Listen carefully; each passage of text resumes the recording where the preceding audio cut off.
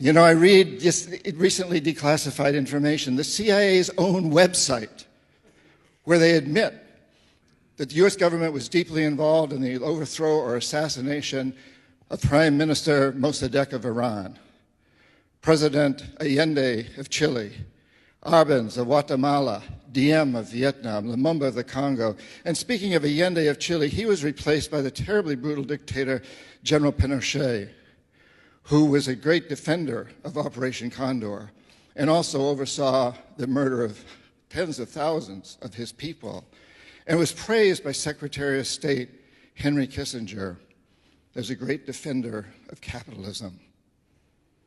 I stood in front of the Shah of Iran, the presidents of Indonesia, Ecuador, Panama, members of the Royal House of Saudi Arabia, and I've said something like, in this hand, I have millions of dollars for you and your friends if you play our game.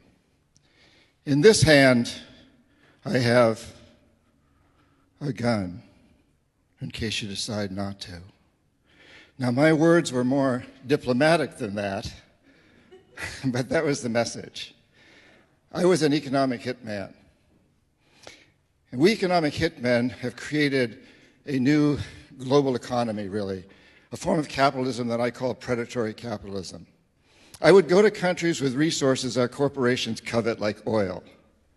I'd arrange a huge loan to those countries from the World Bank or its sister organizations, but the money wouldn't actually go to the country. It would go to our corporations, Bechtel, Halliburton, Brown and Root, familiar names, to build big infrastructure projects in those countries and incidentally make huge profits in the process.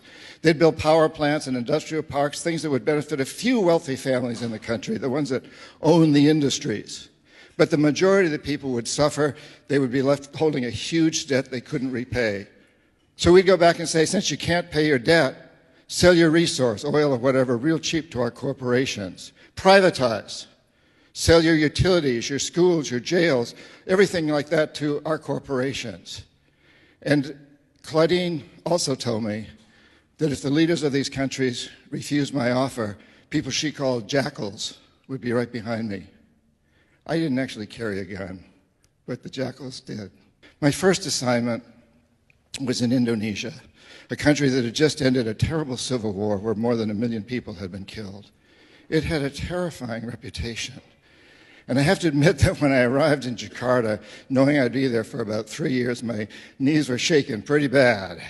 My stomach was filled with fluttering butterflies. I had no idea what I was supposed to do. I was a very young man.